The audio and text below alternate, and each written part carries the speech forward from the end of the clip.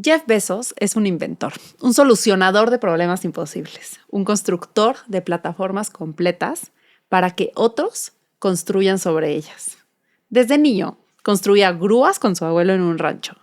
Después creó la infraestructura para que el e-commerce fuera eficiente y ahora diseña cohetes capaces de regresar del espacio.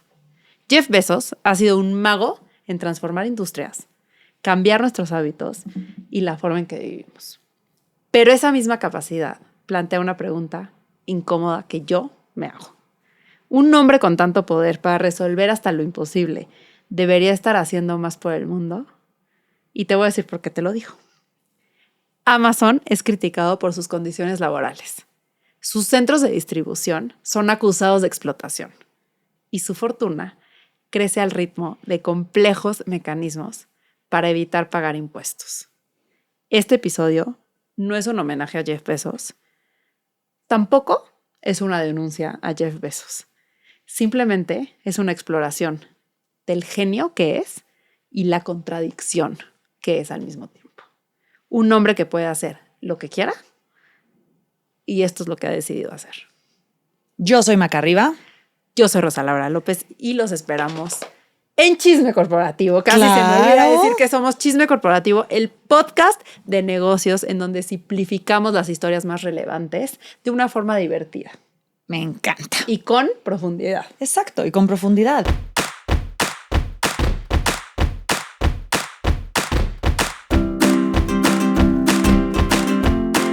Tu intro me pareció muy buena, muy sobria, me puso en un mood pensativo. Me gusta tu voz de introducción. Te voy a decir algo. A ver, honestamente, yo no sabía nada de Jeff Bezos. Me llama la atención lo poco que me importa Jeff Bezos. o sea, sí te puedo decir que sé mucho. No me pierdo una entrevista de Mark Zuckerberg. No me pierdo una entrevista de Jeff Bezos. Neta, me vale madres.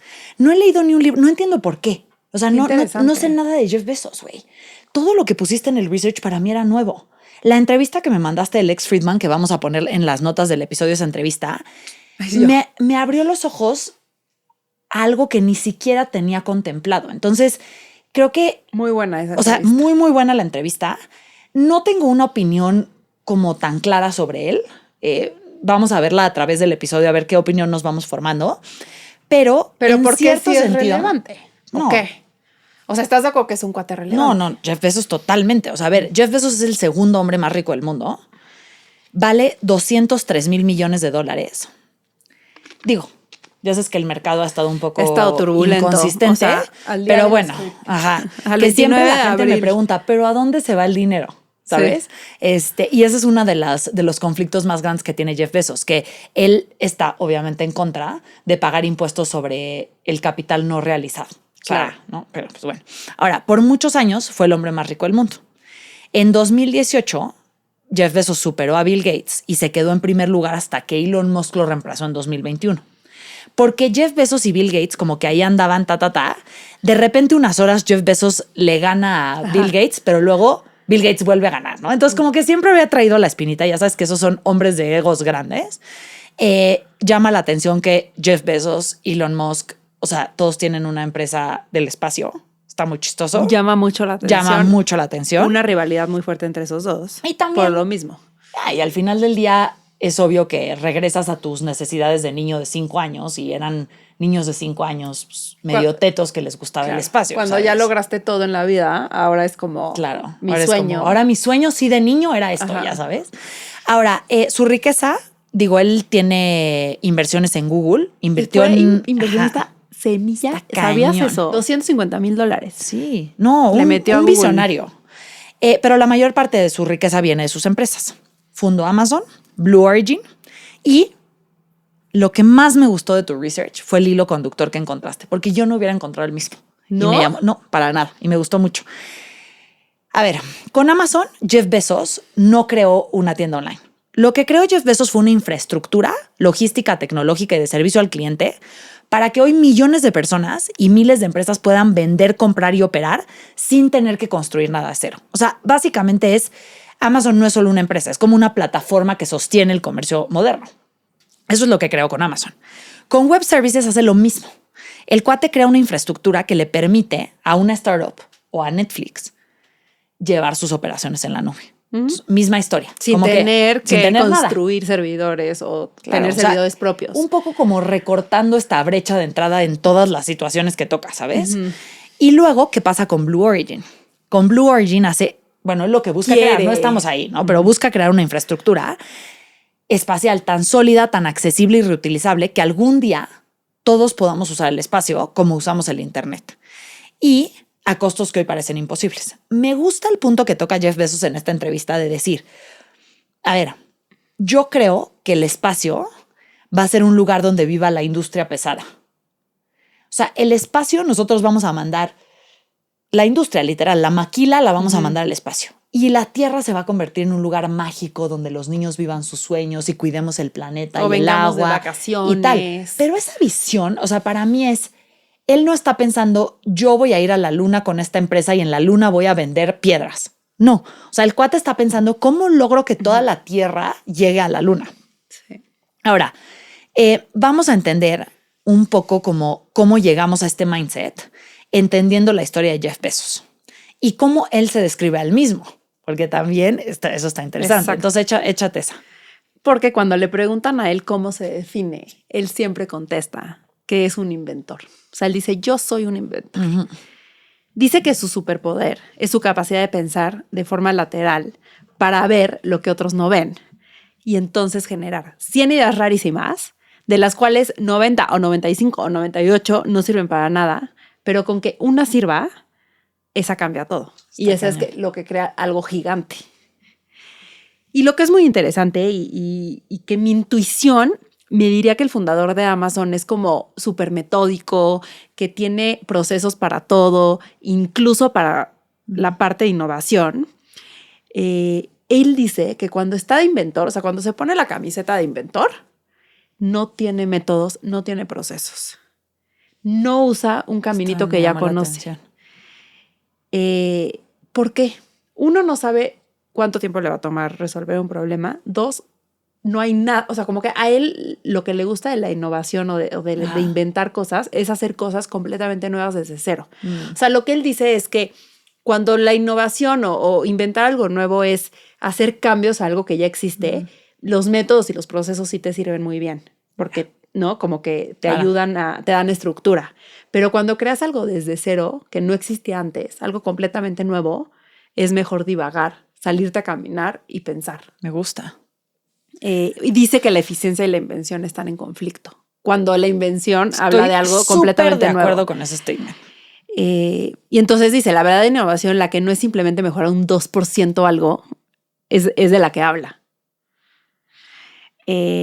Requiere tiempo, paciencia y espacio para lo inesperado, para lo que no sabes qué es eso que vas a inventar. Que yo te argumento que siento que la mayoría de las grandes personas en tecnología seguramente siguen este proceso, pero ¿sabes qué pasa? Que la gente, o sea, te voy a contar una historia y de ahí explico mi idea. Mi mamá es pintora.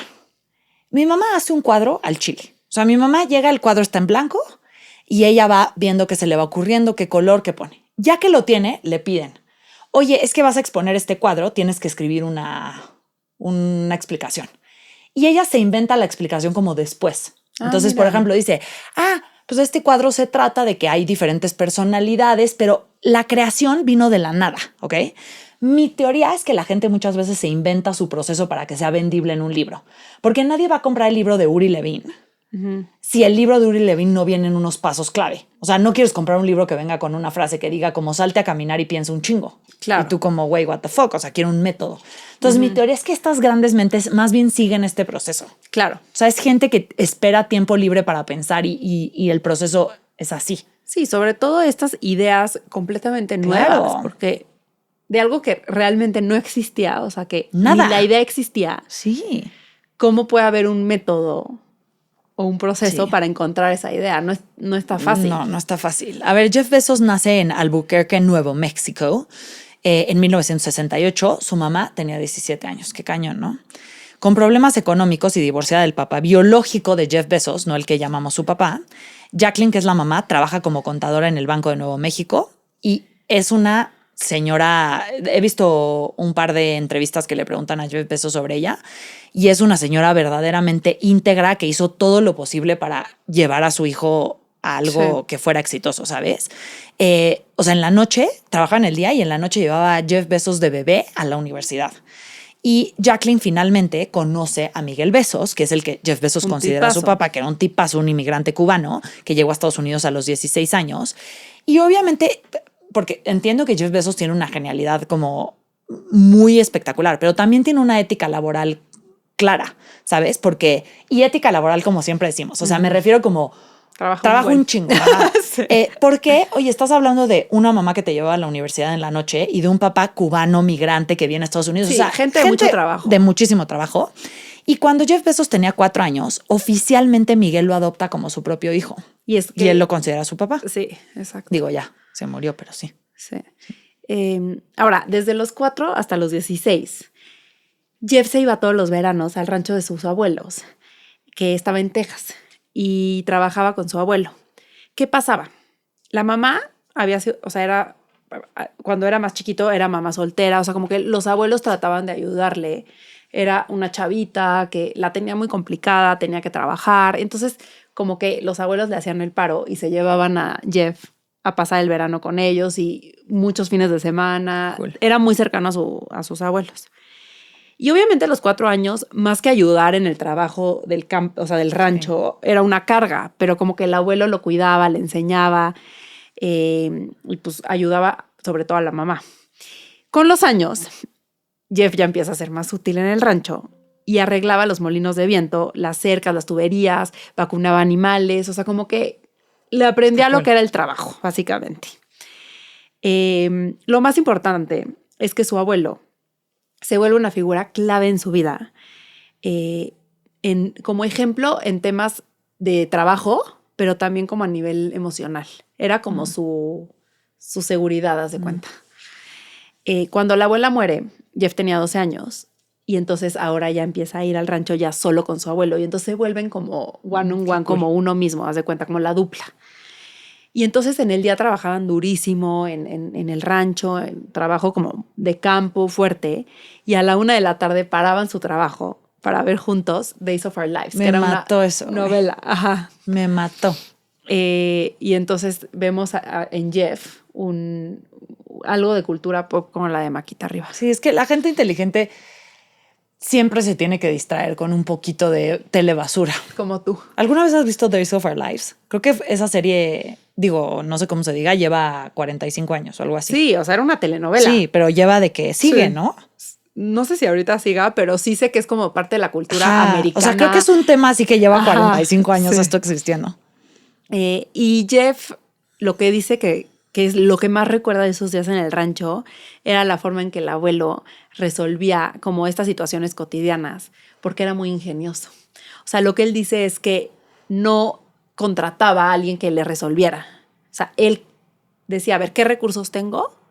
Y descubría o inventaba formas muy originales de arreglar el problema que tenían y baratas.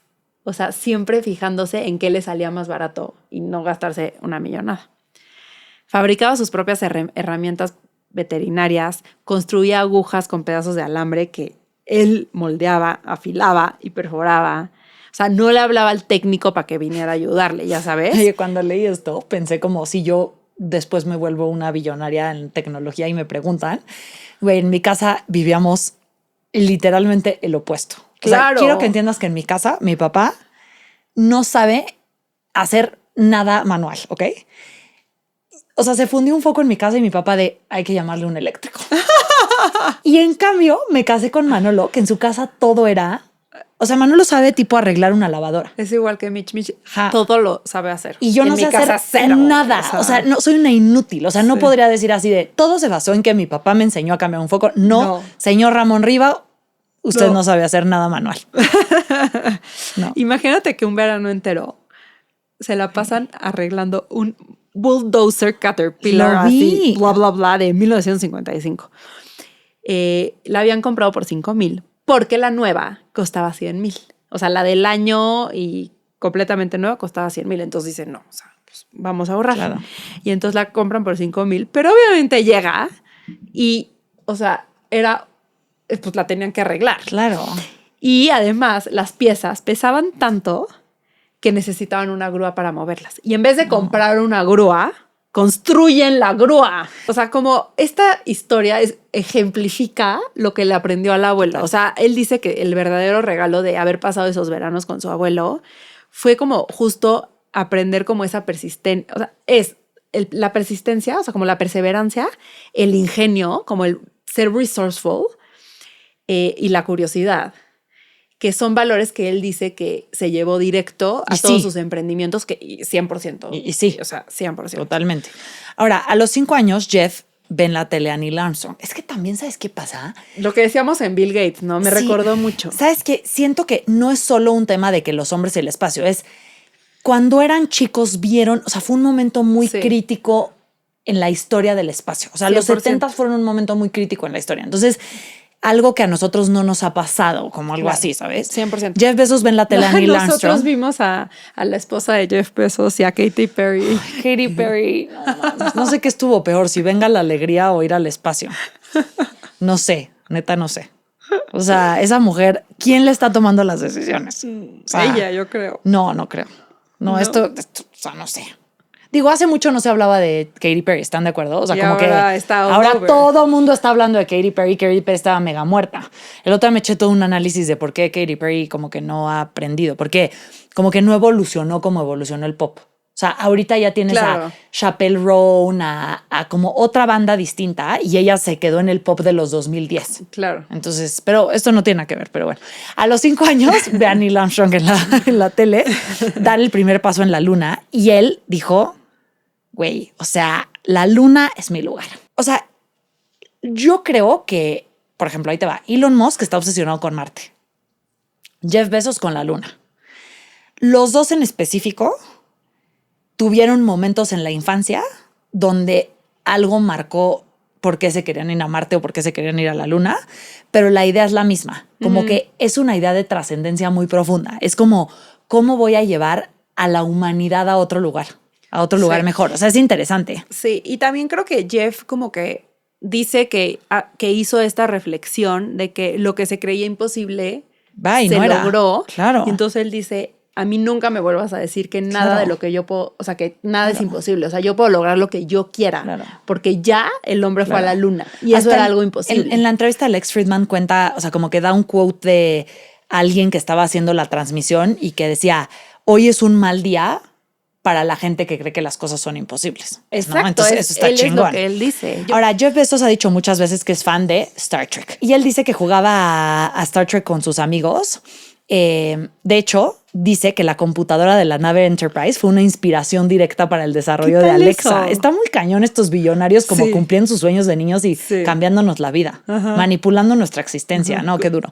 Ahora, muy después de esto, en 2016, Bezos salió en una película de Star Trek. Ok, de todo el episodio, pero esta es mi historia favorita. A ver, por favor, o sea, primero no lo querían dejar salir en la película. Eso fue lo más que me impresionó. Porque a ti te marca Jeff Bezos y te dice que quiere estar en tu película y tú le dices que sí. Este güey le dice de que así de, no puede salir en mi película. Les ruega. Logra salir y sale. No como principal, no como nada. O sea, sale 8 completamente segundos. 8 segundos, dice una línea, que eso ya la neta es mucho. Dice speak normally, que está cool, pero está cubierto de prótesis y maquillaje, o sea, no lo reconoces. Nadie sabe que es Nadie sabe que es Jeff Bezos, pero él logró su sueño y eso está padre. Ahora, pero qué increíble ser, o sea, tener ese nivel de poder, que tu sueño de cuando eras chiquito de Star Trek se cumple. O sea, acaba saliendo, porque claramente no tiene dotes de actuación. No, ¿sabes? Por supuesto que no. Es como, pero es porque es Jeff Bezos. O sea, está cool, la neta. Ahora, él se le mete la idea a la cabeza de lo que te había dicho, expandir la civilización más allá de la Tierra. Su visión es un futuro con 1 billón, o sea, 1 trillion de humanos. Me chocó esto, ahorita te lo voy a argumentar, pero él dice, eso significa que vamos a tener 1000 Einsteins, 1000 Mozarts, y que la civilización va a avanzar de una forma única. Güey, lo que tú quieres es vivir en la luna. O sea, también está bien decir las cosas que quieres hacer. O sea, como que siento que estos billonarios siempre le tratan de encontrar así como pero además, la razón última de su existencia. No todo es así, güey. Pero además todo es proporcional. O sea, decir, entonces gracias a que hayamos tantos humanos, va a haber 1000 Einsteins y 1000 Mozarts. Pues sí, pero proporcionalmente contra el número de humanos, ¿de qué te sirven 1000? ¿Sí me entiendes? Total. El efecto es el mismo, o sea, proporcionalmente. Total. Ahora, bajo ese esquema, le preguntan mucho, oye, ¿no deberías de tú que eres un billonario estar cuidando el planeta Tierra en vez de hacer pendejadas como llegar al espacio, como lo que ahorita pasó con Katy Perry, que decían, güey, no se hubieran gastado ese dinero en otra cosa? Y él dice, no, es que yo lo que veo es que la Tierra es un planeta único y como la Tierra no hay otro planeta y entonces hay que cuidarlo, y entonces hay que construir cosas en el espacio y entonces la industria pesada se va a ir al espacio y yo voy a salvar al planeta y bye. Y yo no creo que eso sea cierto, pero bueno, yo soy un poco como cínica en estas cosas y muy escéptica, la neta. Ahora, primera chamba, no me toques ese son. Esta es mi parte favorita de todo el episodio. Vas y te voy a decir por qué. Venga. Me pone malas. Su primer trabajo, sí, porque es el típico trabajo de verano de cualquier chavito. En LinkedIn esto prende. Sí. A los 16 años empezó la vida laboral de Jeff. Trabajó un verano en McDonald's. Y lo que es interesante aquí es que él habla mucho de su tiempo en McDonald's. De su verano. De su verano. Y yo... O sea, a ver, hay dos teorías. Uno es que él logra aprender de todas las experiencias desde que es chico. Y la otra teoría es que es un millonario súper poderoso que ya maneja su propia narrativa y que alguien, su asesor, le dijo que hablara mucho de cuando trabajó en McDonald's para ensalzar sus momentos de humildad y su cómo aprende. Es como la gente en LinkedIn que pone de que fui a Stanford y te metes a ver y fue un curso de una semana. De 2 semanas. Güey, no fuiste a Stanford, güey, no lo pongas, güey. O sea, fuiste una semana. No me parece. Sí. No, esto no me parece. De acuerdo. Ahora, después de haber trabajado en McDonald's, el siguiente verano emprendió con su novia del momento, que esto se me hizo muy interesante, un campamento de verano que se llamaba Dream Institute. Pero estás hablando de un cuate que tiene 17 años, sí. Para enseñar razonamiento científico y literario a estudiantes que pagaban $600 por el verano. $600 hoy serían $1,800. O sea, un chavito que logró armar un campamento intelectual que la gente pagaba $2,000 por él. O sea, no. Era muy brillante. Ajá. Plot twist, más bien como fun fact. Yo no sabía de Jeff Bezos, o sea, ahí les va. Jeff Bezos llega a Princeton para estudiar física teórica. Esto güey, como que esta narrativa así de yo soy un cuate que trabajó en McDonald's. No, o sea, me gusta más la narrativa de yo soy un genio. Porque claramente eres un genio porque yo no llegaría a estudiar física teórica, pero él llegó. Ni me plantearía. Digo, tú estudiaste actuaría, que también pero no compares. Bueno, pero, o sea, le encantaban las matemáticas. Sí, entiendo. O sea, la física cuántica, las ecuaciones. Y se inscribe en clases de computación, pero por diversión. Ok, la tenía de secundaria. Pero la realidad es que él se da cuenta que es una persona bastante limitada para ser físico teórico. Y ahí te va su argumento. Lo que él dice es, a ver, físico teórico no es como ciencia de la computación. No es como que va a haber cientos de miles de personas que sean muy exitosos en estudiando ciencias de la computación. Para ser un físico teórico importante tienes que ser el físico teórico, ¿sabes? Y él dice que llevaba con un amigo suyo 3 horas tratando de descifrar un problema y no lo lograban. Y había un cuate que se llamaba Joe Santa. Me da risa cómo lo dice así de que Joe Santa. Y están él y su amigo tratando de resolver el problema y dicen, güey, ¿sabes qué? Vamos a preguntarle a Joe Santa porque nosotros no somos tan inteligentes. Y llega con Joe Santa y como que ve el problema y Joe Santa le dice, la respuesta es el coseno. Y Jeff Bezos así de, ¿cómo, güey? ¿Cómo que coseno? Espérate. Agarra una hoja, se echa 3 hojas Joe Santa de fórmulas, todo se cancela al final y llega a la respuesta coseno. Y Jeff Bezos le dice que, güey, hiciste este problema en tu cabeza. Y el Joe Santa, no, ¿cómo crees, güey? Es que ya hace unos años yo había resuelto un problema similar y entonces agarré el mismo approach y llegué a la respuesta coseno. Y Jeff Bezos dice, ok, no estoy ahí. No estoy ahí, güey, me voy a ciencias de la computación. ¿Sabes qué?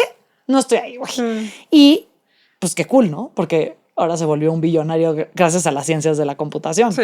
O sea, muy bien, Joe Santa, muy bien. Sus primeras chambas después de la universidad.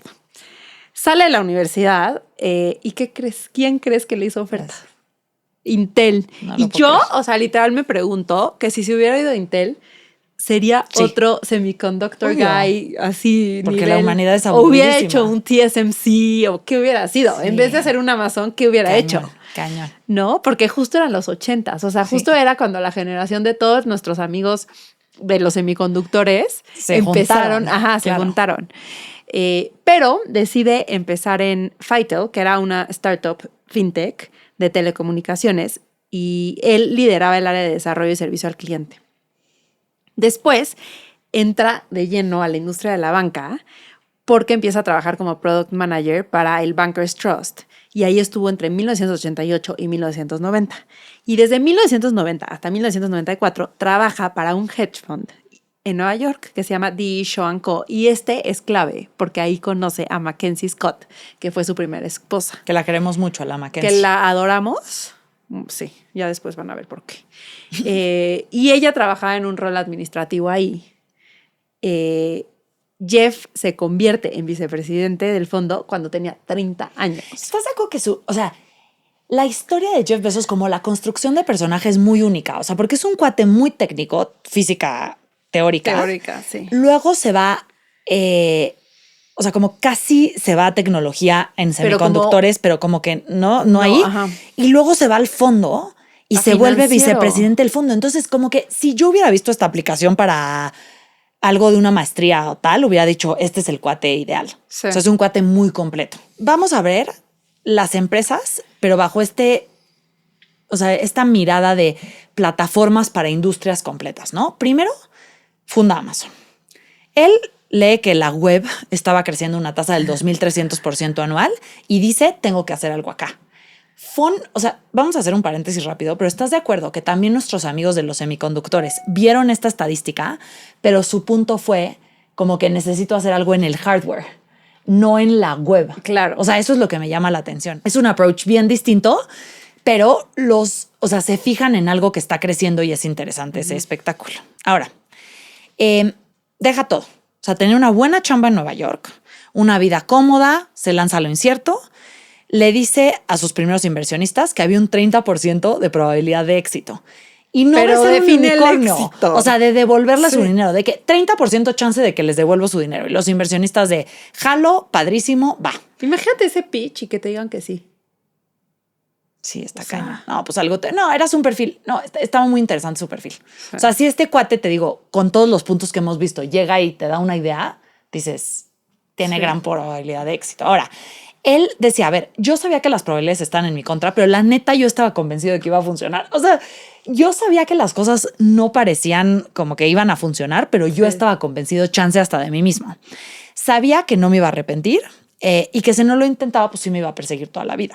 Entonces decide fundar una librería en línea y le dice a McKinsey, güey, vamos a renunciar, ayúdame con este sueño, nos vamos manejando de Nueva York a Washington, ¿no? Ajá. O sea, al estado de Washington. Al estado de Washington. Nos vamos manejando de Nueva York al estado de Washington y pues vamos a hacer este sueño. Y en el coche escriben el business plan hacia Seattle. Seattle en ese momento pues ya tenía sus cosillas, pero tampoco era el hub tecnológico. ¿Okay? No. O sea, la verdad es que Jeff Bezos lo crea mucho. Güey. Sí, no, Amazon es el que los crea. Y él cuenta, a ver, tú sabes que el business plan, pues la realidad es que no es sostenible porque van a pasar cosas y el Excel, todo el mundo es millonario en el Excel, pero te hace tener disciplina, un plan, ver qué cosas pueden salir mal y aquí te empiezas a dar cuenta de lo que tú dices, ¿no? Que jalaba cosas del abuelo como de esa disciplina, de esa forma de ser. Bezos es el CEO de Amazon y McKinsey lleva todo lo administrativo. Ella escribe los cheques, el seguimiento de los libros, negocia los primeros contratos, todo. Ahora, Bezos... Esta historia es medio conocida, pero le había puesto a la empresa Cadabra y luego le cambia el nombre a Amazon. La historia que dicen, pero ya saben que nunca sabemos, es que quería que empezara con la letra A. Pero entonces, ¿por qué no le puso A? A. ¿Cómo es cadabra? Abracadabra. Abracadabra. Abracadabra. Claro, no sé. abracadabra. Uy. Pues sí hubiera sido un gran nombre. ¿No? Pero también dicen que es Amazon. Hubiera sido un gran nombre. Sí hubiera sido un gran nombre. Abracadabra. Sí. Hubiera estado cabrón. Jeff Bezos, ¿estás considerando un branding change? Entre Magda y Rosa Laura te lo arman. Entre la vaquita Mu, ¿te acuerdas? Los fans de los primeros episodios sabrán de lo que estamos hablando. Pero fue uno de los momentos de más risas y diversión en este podcast, la vaquita Mu. Pero bueno. Y Amazon, el río más grande, y como que él quería que se convirtiera en la librería más grande del mundo y X. O le gustó cómo sonaba. Le gustó cómo sonaba y ya está. Sí. Ahora, su papá le mete $300,000. Que hoy en día serían $650,000. O sea, la neta confía en Jeff Bezos. Pero estamos hablando no de un Jeff Bezos de 17 años. El güey era VP en un fondo. Sí. ¿Ok? Entonces también no era tantísimo. Un cuate, pero tampoco tan grande. O sea, 30. Claro, pero no es como que. Es que luego siento que la gente se imagina a Jeff Bezos como la fundación de Meta o. Ya. No, o sea, no era en muy chavito. De los papás de sus y papás. El garage, sí. Y entonces en la universidad decimos, no, o sea, Jeff Bezos ya tenía una carrera y ya era un güey interesante. Y era otra historia completamente diferente. Es verdad. Amazon sale a bolsa en el 97 y el año siguiente él se convierte en multimillonario, sale en la lista de Forbes 400 de los americanos más ricos con un patrimonio neto de $1,600 millones. O sea, un éxito. Pero llega. ¿Qué pasa? En 1999, bueno, en 1999 Time nombra a Jeff Bezos Person of the Year, pero 2000-2001, ¿qué pasa? ¿Qué sabemos todos? ¿Qué pasa? Explota la burbuja del .com. El internet no era lo que esperábamos. Miles de startups de tecnología quiebran y la confianza en el e-commerce cae. Amazon pierde más del 90% de su valor de mercado. Las acciones de Amazon llegaron a estar en 109 en 1999 y se caen a $6 en 2001. Además, Amazon para este punto todavía no era rentable. Estaba quemando muchísimo dinero que todo lo invertía en crecimiento, en nuevos centros de distribución, en tecnología y todo. Pero, pues, o sea, sí te asusta como inversionista. Claro. 2001-2002, el flujo de efectivo era, o sea, un problema crítico. Todos los analistas decían que iba a quebrar. O sea, realmente nadie le apostaba que iba a sobrevivir. Y Amazon se salva, en mi opinión y como en análisis después de todo lo que estudiamos y así, por una serie de factores. Uno, suerte. Habían levantado dinero justo antes de que el mercado colapsara. Entonces tenían mucho dinero que los ayudó a pasar esa racha difícil. Que es la misma historia de Mercado Libre. O sea, Mercado Libre justo antes del .com levanta lana y tenían ahí un guardadito y como que pues no tenían que levantar ahorita en un rato. O sea, porque si hubieran tenido que levantar ahí, claro, no la hubieran armado. Número 2, Jeff Bezos fue muy inteligente y tuvo mucha templanza y manejó a los inversionistas muy bien y les explicó por qué Amazon era la compañía correcta a largo plazo, aunque no pareciera en el corto plazo. Recientemente la inversión en bolsa se había vuelto una apuesta a corto plazo, o sea, como que todo el mundo con el .com le apostaba a ganar en 2 días, todo era como muy turbulento, pero él les decía, confíen en mí, Amazon es un juego diferente, Amazon es un juego a largo plazo. Y lo que les enseñó es, sí, nuestras acciones están más de 80% abajo, de la última vez que les escribí. Estas, ya sabes, las famosas cartas a inversionistas. Pero la compañía, les prometo que está más fuerte que nunca. Y les mostró que el número de clientes de Amazon, aunque la acción estaba caída, les demostró que el número de clientes había aumentado de 14 millones a 20 millones entre 1999 y 2000. Entonces, claramente estamos en un mejor lugar que antes. Las ventas aumentaron en más del 68% y la pérdida operativa pro forma se redujo un 6%. El gasto promedio por cliente aumentó, o sea, el ticket promedio aumentó un 19%. Entonces, esta es la premisa más básica de una buena inversión en bolsa. O sea, cuando tú ves que los datos de la compañía y el crecimiento y el flujo de efectivo están sólidos, pero la acción no lo está reflejando, es una súper oportunidad. Es un muy buen momento para entrar. Lo que pasa es que esos inversionistas ya habían entrado. Claro. Sí, se tenían que aguantar. Ajá. Ahora, entonces son suerte, el primero. Total. El segundo, que supo mantener la calma de los inversionistas, demostrándole con KPIs y números sólidos la solidez financiera de la empresa. Número 3, aprovecha la crisis. Y este es un punto clave en la cultura de Amazon hoy en día. Aprovecha esta crisis para transformar la cultura interna, pasando a una mentalidad de crecimiento y de inversión a una disciplina financiera. Y aquí nace el principio de frugalidad tan famoso de Amazon. Que creo que es un gran momento para que hablemos de uno de los amigos del podcast, que es Chief.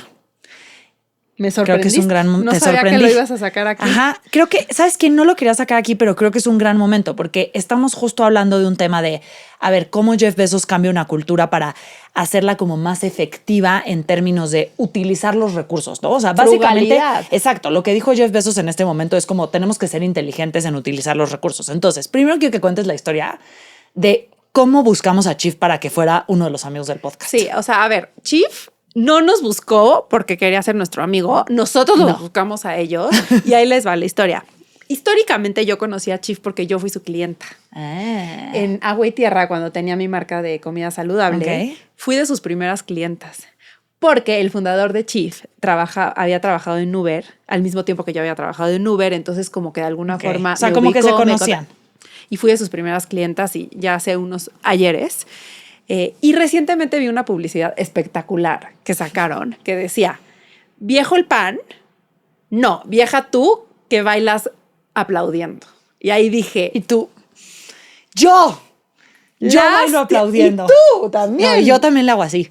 Este también es otra cosa de vejez. Y entonces yo le escribí al fundador y le dije, o sea, ¿te estás dando cuenta de la campaña de marketing que acabas de sacar? Parece que la hiciste para Chisme Corporativo. Tenemos que hacer algo juntos.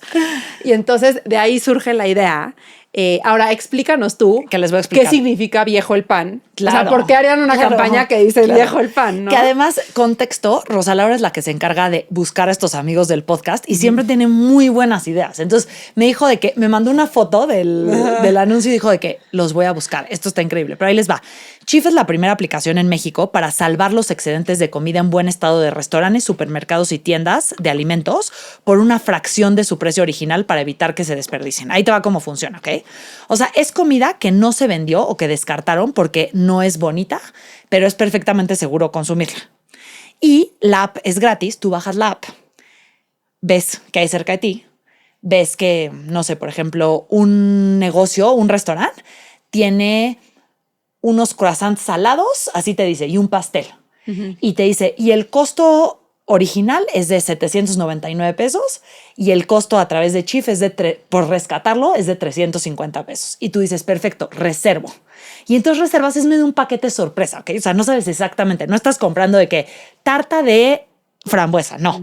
Y entonces como que estás contribuyendo en dos sentidos. Uno, a tu economía, porque pues todo te sale más barato, pero la otra también como para reducir el desperdicio y sobre todo ser inteligente usando los recursos. Güey. O sea, sobre todo el restaurante. Claro. Que en vez de tirar esta comida que sigue en perfecto estado, pero que no... Sí, que ya no es bonita para la venta. Exacto.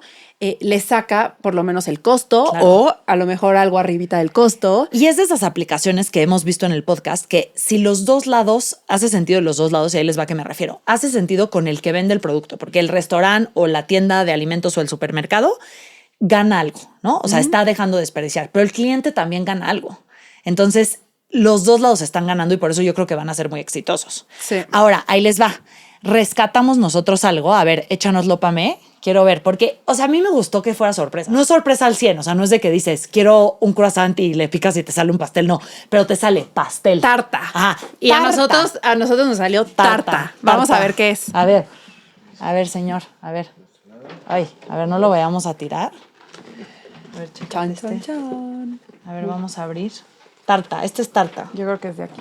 Aparte nos costó, güey, menos del 50%. Sí. ¡Uy, señores! A ver, ¿se ve? Muestra.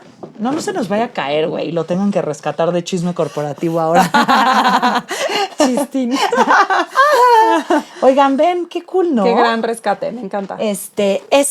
Ahorita lo partimos con el equipo. Ahorita lo partimos por el equipo y le subimos también un reel.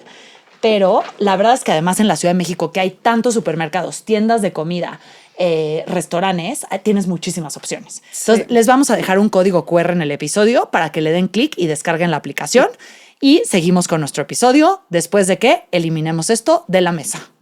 Regresando a nuestro episodio, a nuestro tema, es muy importante que veamos que después de este cambio tan drástico que le dio al tema de la frugalidad y de ya, pues sí, este nuevo principio de frugalidad, en 2003, o sea, estás hablando de menos de 2 años, Amazon reporta su primer año completo con utilidades, después de que llevaban una década de pérdidas. Entonces, claramente, Jeff, ahora sí que voy a decir una de mis frases, pero donde pone el ojo, pone la bala. ¡Ay! Hoy anda estudiada la Rosa Laura. No me equivoqué. Ahora, Jeff fue CEO de Amazon hasta el 5 de julio de 2021 y Andy Jassy asume el cargo, aunque Bezos sí mantiene esa posición de presidente ejecutivo de la compañía después de salirse de CEO. Ahora, me impresiona que ahorita vamos a hablar de Blue Origin, pero la realidad es que siento que, o sea, Jeff Bezos ha hecho como una muy buena transición hacia Andy Jassy, ¿no? O sea, como que sí siento que ya no lo siento tan involucrado. 100%. Y Amazon sigue siendo una gran compañía. 100%. O sea, ¿no? O sea, como que ha hecho una gran transición. 100%. Ahora, ya después haremos episodios. O sea, no vamos a adentrarnos tan a detalle ni a Amazon ni a Blue Origin. O sea, esto es más como hablar desde la genialidad de Jeff Bezos. Y de su estructura ejecución, ¿no? Exacto. Ya después haremos episodio de Amazon. Pero Jeff Bezos, díganos si quieren. Sí, ¿no? Súper sí, obvio. Eso sí, no vamos a preguntar nada, no es cierto. Sí los queremos. Jeff Bezos funda Blue Origin en el 2000. Todavía era CEO de Amazon. Blue Origin lo que busca es hacer los viajes espaciales más accesibles y asequibles. Escoge ese nombre como referencia a la Tierra y su visión es lo que decíamos, un futuro donde billones de personas vivan y trabajan en el espacio y la Tierra la cuidemos. No nos vamos a meter demasiado a detalle, pero lo que sí es interesante de Jeff Bezos es que el objetivo no era lanzar cohetes ni llegar a la Luna. El objetivo era como que llegar a la órbita es un problema que ya tenemos resuelto. Ajá. Lo resolvimos hace 60 años. Lo queremos hacer barato. Y lo queremos hacer lo suficientemente barato y estructurado para que más gente se sume a esta estructura. Ejemplo, lo que yo hice en Amazon. Y ese punto es muy interesante. Ahora, los dos, o sea, Elon hace lo mismo con SpaceX. Elon sí creo que lo tiene muy claro como que SpaceX es una empresa de logística que le va a dar dinero a su misión, que es llegar a Marte y llevar a los humanos a Marte, ¿no? O sea, él como que ve SpaceX como una empresa de logística y Jeff Bezos, un poco parecido. En teoría podemos decir que su misión es que la Tierra se cuide y que la gente viva en el espacio, whatever, pero lo que él quiere es como vivir en la Luna. Sí, pero lo que veo... En la Luna literal. O sea, el enfoque que les veo muy parecido, que me acuerdo del episodio de SpaceX, es que su enfoque en hacerlo más asequible, o sea, los dos tienen ese enfoque. ¿Te acuerdas? Sí, cañón. Elon también hacía todo, encontraba la forma de hacer todo más barato y demostrar que sí se podía, porque entonces podía hacer más lanzamientos en un año versus solo hacer uno, etcétera, etcétera. O sea, como que ese enfoque de hacerlo de bajo costo lo tienen los dos. Y ¿sabes qué otro punto interesante, regresando al tema del abuelo? Que también Jeff Bezos lo trata de hacer como un poco todo él solo. Ya habíamos tocado en el capítulo de SpaceX que en general la industria aeroespacial dependía de demasiados proveedores y por eso era muy ineficiente. Y ellos, los dos, tienen esta misma visión de no, nosotros podemos resolver los problemas internamente. Tienen enfoques distintos, pero los dos tienen esa meta. Ahora, ¿Elon y Jeff Bezos son amigos o qué? No. Una rivalidad brutal. Y la realidad es que esta rivalidad creo que viene justo por las empresas del espacio. Yo también creo, 100%. Porque, a ver, Blue Origin fue fundada antes que SpaceX. Y la realidad es que SpaceX ha sido mucho más pública y ha como logrado más hitos importantes. Claro. Y visibles en menos tiempo. No sabemos si el que ríe al último ríe mejor, o sea, no sabemos si Blue Origin después al final va a ser más, o sea, va a tener hitos más grandes o lo que sea, pero hasta ahora la verdad es que lo que podemos decir es que SpaceX ha logrado más en menos tiempo. Y la rivalidad empezó cuando se conocieron en 2004, porque Musk invitó a Bezos a visitar la fábrica de SpaceX. Luego se enojó porque Bezos no le devolvió la invitación para visitar Blue Origin. ¡No! Y Bezos lo acabó invitando porque Elon literal se lo pidió expresamente como quiero ir a tu fábrica. Y entonces ya lo invitó. Y ahí empezó la rivalidad. La rivalidad llegaba a niveles de demandas entre Blue Origin. Okay. Pero chécate esto. Demandas de Blue Origin, no a SpaceX. ¿A Elon? A la NASA. Por darle contratos a SpaceX. Como según él fuera como de las, ¿cómo se llama esto? Licitaciones o... Que además, o sea, SpaceX es famoso por demandar a otra gente por decir, o sea, a la NASA por darle contratos fuera de las licitaciones. Se ve que es un mundo bastante sucio este. Recientemente, de hecho, Blue Origin pidió a la FAA limitar la cantidad de lanzamientos de Starship. O sea, hay una rivalidad ahí constante. Obviamente, cuando manda esta no demanda, pero cuando le pide a la FAA Blue Origin que ya le limite tanto el lanzamiento a SpaceX, Elon lo acusa como que está tratando de frenar su progreso mediante el lawfare, que es este uso de litigios para obstaculizar a la competencia. Ahora, Musk y Bezos no han escondido esta rivalidad. O sea, los dos la han hecho muy pública. O sea, hay tweets, o sea, ha sido como muy en redes sociales esta rivalidad. Y fíjate, un dato muy chistoso, que cuando Musk superó a Bezos en el ranking de multimillonarios, dijo de broma que le iba a enviar una estatua gigante del número 2 y una medalla de plata. O sea, sí, esta rivalidad ya la llevó a otros, ya no nada más a las compañías. Le encanta, al branding de Elon le encanta esto. Ahora, en 2024, Musk acusó públicamente a Bezos de recomendar a los inversionistas vender acciones de Tesla y SpaceX, a lo que Bezos respondió que no, que eso era 100% falso. Y Musk ha ridiculizado públicamente a Blue Origin y sus patentes en repetidas ocasiones, por esto que te digo, que es que sí realmente SpaceX lleva menos tiempo y más hitos. Yo siento que estos dos se sientan a cenar y se mueren de la risa de lo que la prensa dice y los dos son unos maquiavélicos ahí juntos siendo amigos. Probablemente. Sí. A ver, regresando a Blue Origin, Bezos lo que más quiere es bajar el costo de lanzar los cohetes, ¿no? Mucho tiene que ver con hacer cohetes 100% reutilizables. Los dos tienen sus métodos, pero esa es la idea. Y, de SpaceX habíamos visto que el cohete, que ya sé que nos van a tirar porque no se llamaba así específicamente, pero el cohete está dividido en dos partes, ¿no? Entonces, Blue Origin, como que la parte de abajo ya la lograron hacer reutilizable y ahora estamos en la parte de arriba. SpaceX ya lo logró, o sea, ya la regresó al 100. Entonces, estamos en ese proceso. Ahora, lo interesante aquí no es eso, no es la tecnología, porque ese no es el fuerte de Jeff Bezos, es la operación. O sea, es cómo creó esta idea que tengo en una máquina de operar. Y lo que él dice es, ahí te va. Sí, necesitamos, para reducir el costo, empezar a producir en serie, ¿ok? O sea, necesitamos lanzar el New Glenn, que es el cohete que tiene, 24 veces al año. Eso significa que tienes que fabricar una etapa superior cada 2 semanas y un motor cada semana.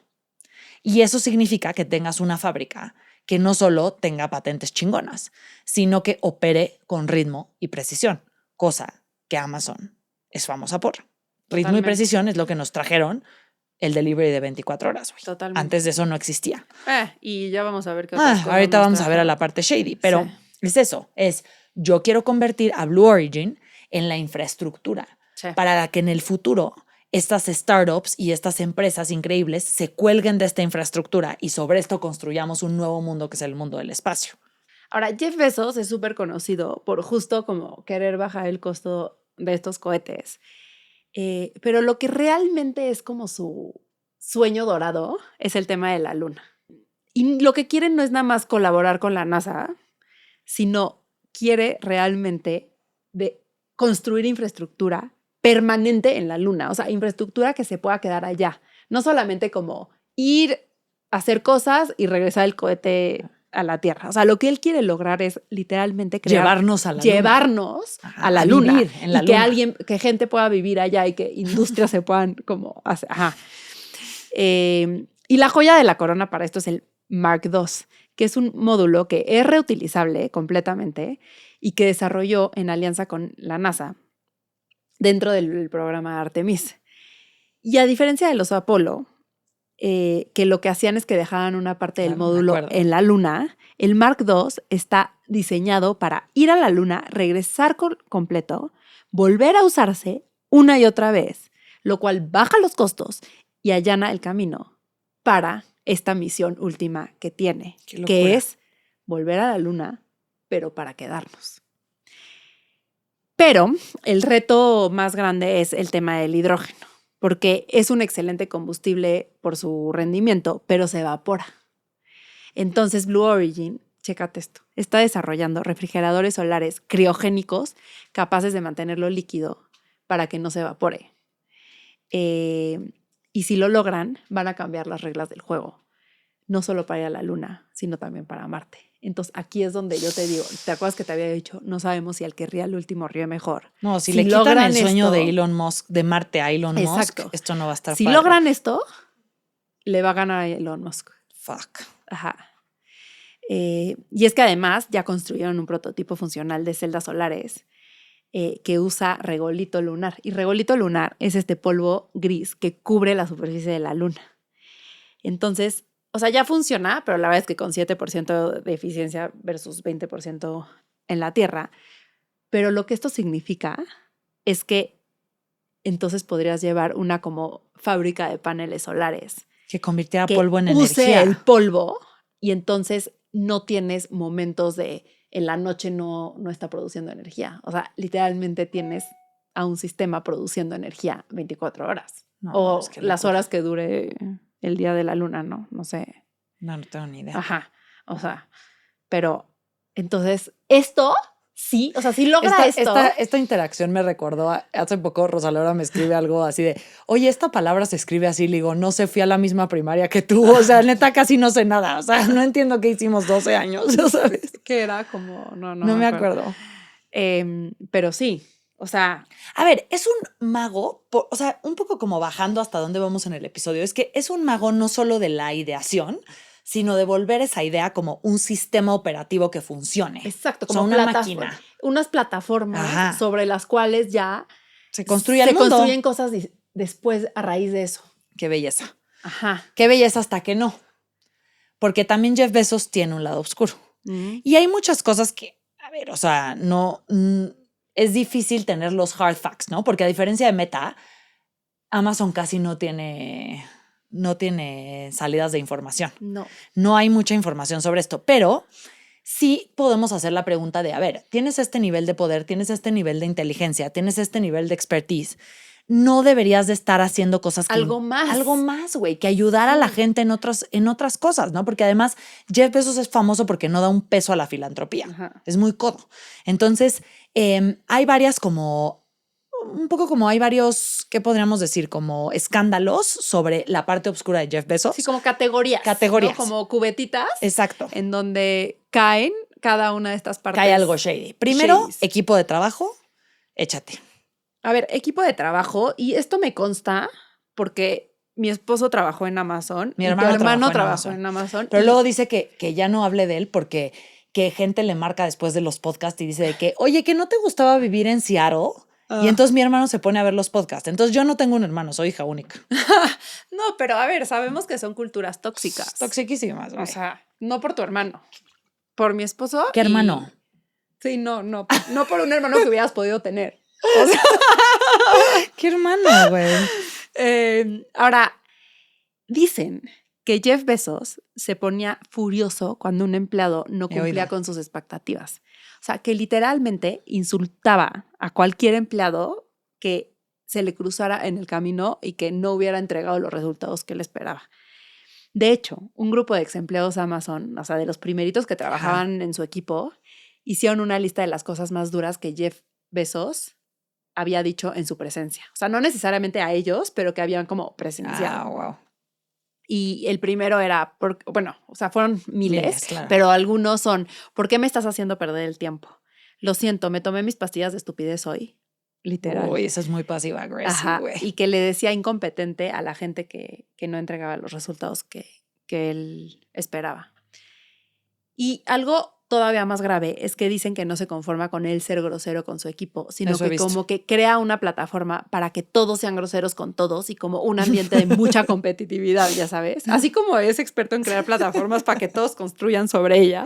Imagínate lo tóxico que tienes que ser, así de que vamos a crear un ambiente donde todos se tiren mierda todo el día. Pero literal, o sea, inventó una función en el como directorio telefónico interno, ya sabes, de Amazon, en donde era fácil como dar retroalimentación secreta sobre empleados. Entonces tú acusabas a tu compañero con tu jefe o whatever, con su jefe o lo que sea, y era anónimo. Entonces todo mundo era como, cuando querías, no sé, si tu performance review se podía haber afectado y entonces el ascenso o sea, estabas compitiendo contra una persona para un ascenso, pues ibas y le echabas porquería en esta herramienta.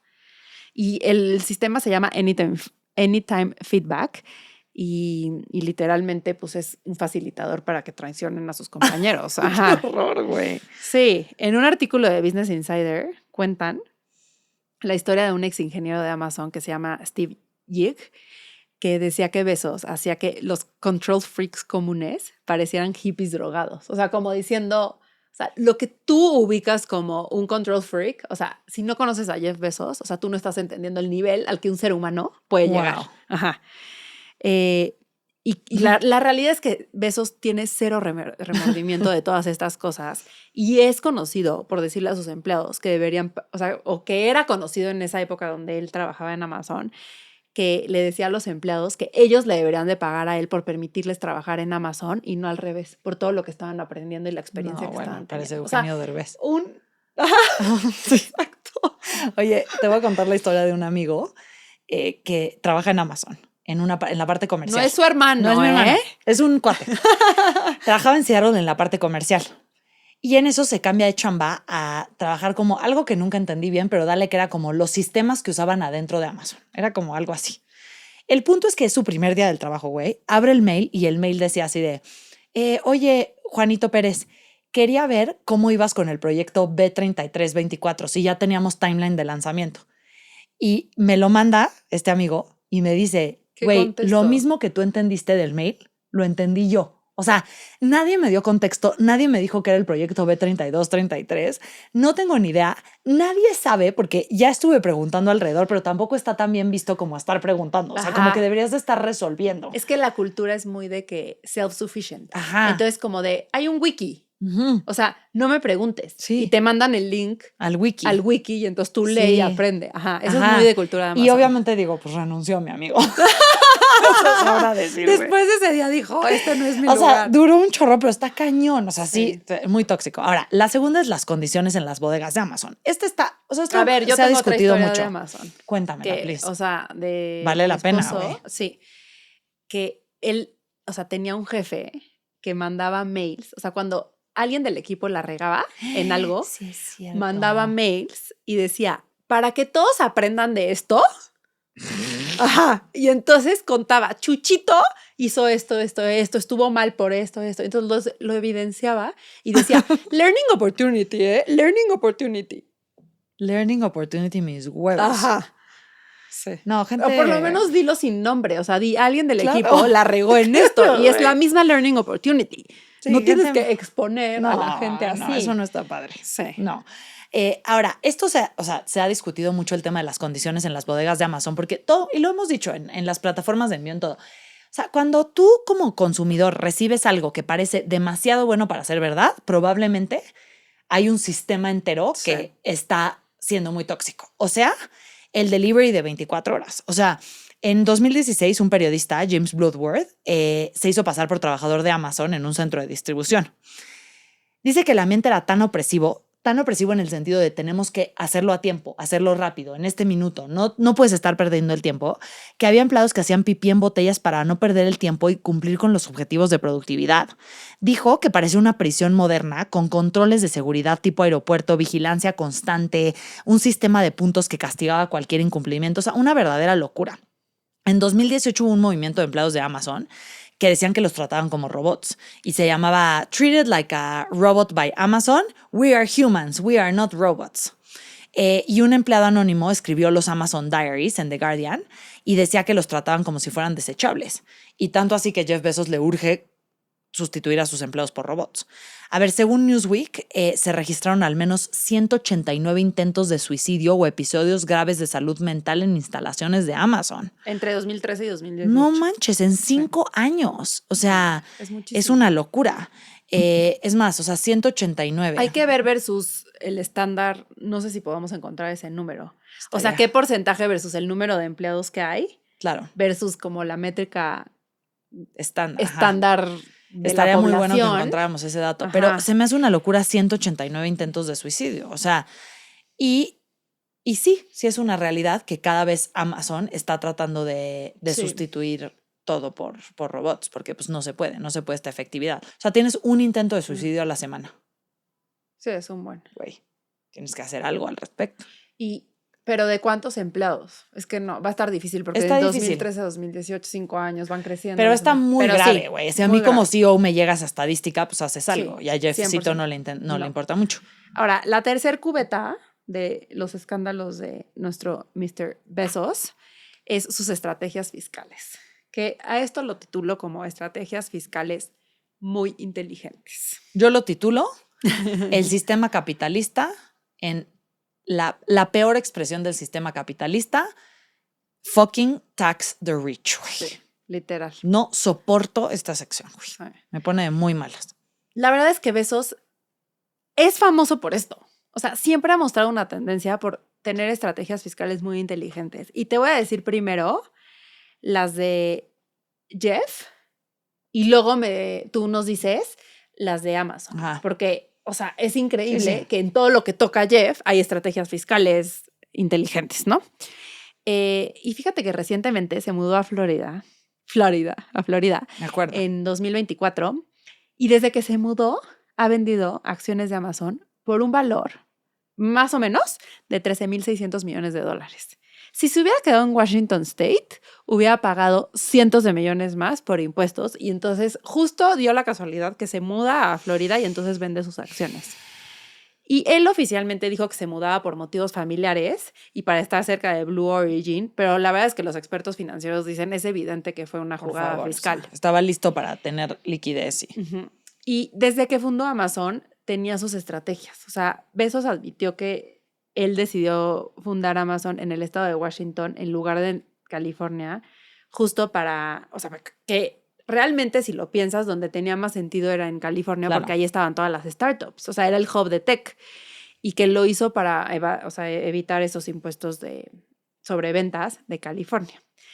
Antes de escoger Washington, ya había considerado establecer Amazon en una reserva indígena de California donde no hay impuesto estatal sobre las ventas. Que el impuesto sobre las ventas es el IVA. Sí, sí. Porque ahorita tú nos vas a contar algo muy cañón del IVA. Jeff Bezos pasó décadas con un salario de $80,000 en Amazon y decías, ¿cómo puede ser que el CEO de Amazon, no? Y él le dijo a New York Times que no, que es que él ya tenía una parte muy grande de la empresa y entonces que no tenía sentido recibir más sueldo y que ya tenía suficiente incentivo para dar lo mayor de sí para que la empresa le fuera bien. No necesitaba más sueldo. La realidad es que ese incentivo se llaman miles de millones de dólares, porque solo entre 2023 y 2024 se estima que ganó 8 millones por hora gracias al crecimiento del valor de sus acciones. Ahora, chécate este dato. Su bajo salario tenía otro efecto secundario, pagar menos impuestos. Claro. Según una investigación de ProPublica, en 2007 y 2011, Bezos no pagó un solo dólar en impuestos federales sobre la renta, o sea que es el impuesto del ingreso, en México sería el ISR, aprovechando pérdidas reportadas en inversiones. pagó menos del 1% como tasa efectiva de impuestos. Y la verdad es que muchos multimillonarios usan esta estrategia. Mientras no vendan sus acciones, no tienen que pagar impuestos. En cambio, si se pagan un sueldo equivalente, digamos 10 millones al año, pues tienen que pagar en muchos estados hasta 37% de ISR. Pero cuando venden las acciones, lo hacen bajo el régimen fiscal de capital gains. ¿Y el capital gains cuál es el cap? 20%, no 37%. Entonces, pues claramente ahí, o sea, es una jugada. Es que el sistema está diseñado para que la gente más rica tenga las mejores estrategias a su mano. Y la verdad es que los impuestos son la única forma de que la gente tenga acceso a salud, a calles, a seguridad, a 30,000 cosas. Y por eso Estados Unidos está como está. Esa es la verdad de las cosas. O sea, porque esto es una locura, güey. Ahora échate las estrategias de Amazon que se me hacen superiores, güey. O sea, primero, la clásica, empresas en Luxemburgo y otros países, como todos, como Meta en Irlanda. Irlanda es el paraíso fiscal de todos estos güeyes. Como Ámsterdam. Ajá. Ahora, ahí te va. El IVA en Estados Unidos cambia por estado, ¿no? O sea, lo que tú decías. Y Amazon históricamente no cobraba impuestos en estados donde no tenía presencia física. Hasta que llega la ley, o sea, leyes y otras regulaciones, pero una muy famosa es el Marketplace Fairness Act, que lo obligan gradualmente a ir cobrando estos impuestos.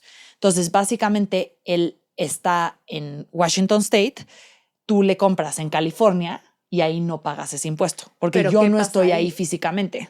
Es competencia desleal. Claro, por supuesto. Porque las empresas que están en California, o sea, tienen que pagar, claro, compites contra un impuesto. Que sí tienen que pagar el 16%. Claro, totalmente. Entonces, pues obviamente todo el mundo compra Amazon porque no tienen que pagar ese IVA. O sea, en 2017 obtuvieron $5,600 millones en utilidades y no pagaron impuestos federales sobre la renta. En 2018 ganaron más de $11,000 millones y no pagaron un solo dólar en impuestos federales sobre la renta. En 2019, como el Ricardo Salinas Pliego, aseguran haber pagado miles de millones de dólares en impuestos. Pero al revisar, el número real fue de $162 millones, lo que representa una tasa efectiva del 1.2% sobre sus ganancias. Lo más polémico es que Amazon presume públicamente que paga muchos impuestos. Y ahí te va, ¿qué incluye? O sea, él dice como, yo ya pago muchísimos impuestos. Es que Ricardo Salinas Pliego siempre dice, me dicen que no pago impuestos, pero yo ya pago muchos impuestos. Es proporcional, el impuesto es proporcional. No, y además pagas impuestos que sobre la nómina, eso no tiene nada que ver. Impuestos sobre la nómina, impuestos sobre ventas, que sabemos que solo o sea, es un impuesto como intermediario. Sí. Y entonces Jeff Bezos es un ratero. Básicamente. O sea, esa es mi conclusión, porque es que las estrategias fiscales son legales, sí son legales, pero no son éticas y eso está mal, güey. Y no se vale que las personas, o sea, la gente se esté enriqueciendo a costa de la gente que no tiene nada, como el pobre güey que trabaja en el almacén que tiene que hacer pipí en un bote, güey. Asqueroso, güey. Y finalmente, nuestra cuarta cubeta es que Jeff Bezos es, por llamarle de una forma bonita, poco altruista. Se le ha criticado muchísimo que para el nivel de millonario que es, dona muy, muy poco dinero a causas altruistas comparado con otros millonarios.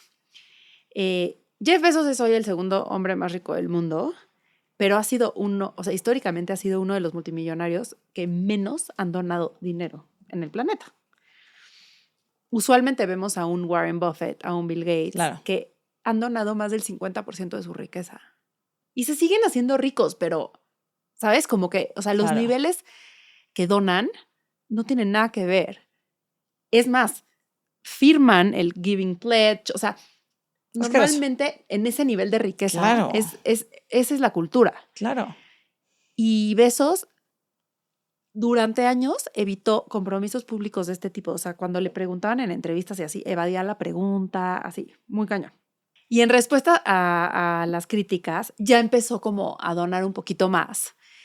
Y o sea, incrementó su actividad filantrópica desde 2018 y ya dijo como, mi enfoque para donaciones van a ser causas ambientales y causas sociales y tal, Pero la realidad es que hoy en día sus donaciones siguen representando 2% de su patrimonio. Wow. O sea, aunque podrán sonar como mucho dinero que ya está donando o tal, sigue siendo muy bajo el porcentaje versus otros multimillonarios. Y un dato curioso es que su ex esposa, de la cual se divorció porque le puso pintó el cuerno con la nueva. Y le pintó el cuerno. Y hubo screenshots públicos de sexting, así a niveles muy cerdos. Y así fue como lo descubrieron que le estaba pintando el cuerno. Le dio una fortuna importante a su ex esposa Mackenzie, porque además Mackenzie fue parte importante de construir Amazon. Claro. Y la Mackenzie ha donado más dinero que él, cuando no tiene ni cerca el nivel de riqueza que tiene él. Entonces, pues la verdad es que sí es... A ver, no puedes criticar a alguien por no donar dinero, porque pues tampoco está obligado a hacerlo, pero sí es de llamar la atención. Esa es una realidad. Asqueroso. Esta parte asquerosa, pero creo que vale la pena, es lo que siempre decimos. O sea, la gente es un área gris, porque sí podemos decir que Jeff Bezos ha construido infraestructuras, o sea, para industrias completas. Sí ha cambiado al mundo. O sea, sí es un hecho que Amazon cambió al mundo, sí es un hecho que Blue Origin está en ese proceso de cambiar al mundo. El e-commerce moderno no sería lo que soy sin Amazon. Las startups no escalarían igual sin Amazon, sin AWS. Blue Origin podría convertirse en la base en que las startups y nosotros lleguemos tal vez a la luna. Entonces, no podemos negar que es un gran genio, que es un gran ejecutor, que tiene muchísima visión, que es un inventor, pero sí viene la pregunta, con ese tipo de poder debería de venir más responsabilidad. Yo siempre digo, no es la responsabilidad de él, no le puedes pedir a la persona que es, no, claro, ¿no? O sea, ¿dónde está la regulación? Pero la verdad yo creo que con tanta inteligencia y esa capacidad mental, sí, o sea, debería de pagar más impuestos, debería de hacer más por el planeta y por la vida entera en general. Totalmente. O sea, creo que estamos alineadas. Este fue otro episodio de Chisme Corporativo. Nos vemos el próximo martes. ¿En dónde? ¿En dónde? Pues en todas las plataformas de streaming. En todos lados, señores. Esta se está quedando dormida. Ya quiero una torta. En el episodio 3 y literal ya me llegó el olor a las tortas. Sí, va. Y a ese pastelito. Y el pastelito de Chief. Que rescatamos con Chief y nos salió a menos del 50% del precio. A mí me gusta mucho eso del 50%, señor. A mí. Entre más descuento yo. Sí, tú eres una bargain hunter cabrona. Muy cañón. Señores, bye.